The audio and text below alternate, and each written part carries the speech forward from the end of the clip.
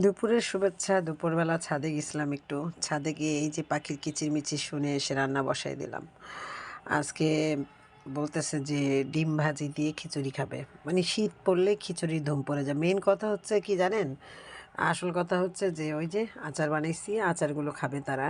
আচারের জন্য এরকম অস্থির হয়ে গেছে খিচুড়ি আর খিচুড়ি।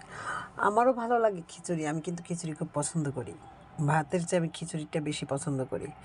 যাই হোক, এই যে গরম গরম খিচুড়ি, ধোয়া উঠানো খিচুড়ি দেখতেছেন হাঁড়ির মধ্যে একদম লাড়াচাড়া করতেছি। একটু মেহমানও আসছে, আমার ছেলের বন্ধু আসছে, তো ওরাও খাবে। বলতেছে যে শর্টকাটের মধ্যে কিছু করো তাড়াহুড়ো করে।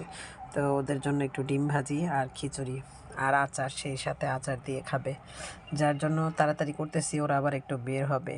আর এই দিকে আমার আচারি ঘর বিডি পেজের এই যে টক বড়ির আচার, রসুন মিক্সড করা মজাদার এই টক ঝাল মিষ্টি এই আচারটা দিয়ে আজকে হবে খাওয়া দাওয়া। যাই হোক, এই আচারটা যারা পেতে চাও তারা চলে আসতে হবে কিন্তু আচারি ঘর বিডি পেজে। আচারি ঘর বিডি পেজে এই মজার এই সিজনের এই টক বড়ই আচারটা পাওয়া যাবে। এই আচারটা বিভিন্ন পরিমাণের পাবে, হাফ কেজি, 250 গ্রাম, 120 গ্রাম থেকে নিয়ে 3 ধরনের বয়মের সাইজের আচার পাওয়া যাবে।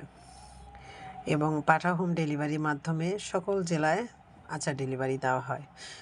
ঢাকার বাইরে হলে 2 থেকে 3 দিনের মধ্যে পেয়ে যাবে, আর ঢাকার মধ্যে হলে 1 দিনের মধ্যে পেয়ে যাবে।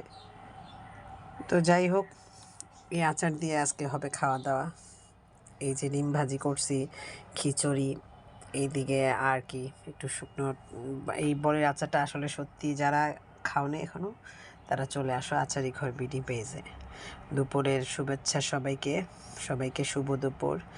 গরম গরম খিচুড়ি, ডিম ভাজা, এর সাথে হচ্ছে বড়ের আচার দিয়ে।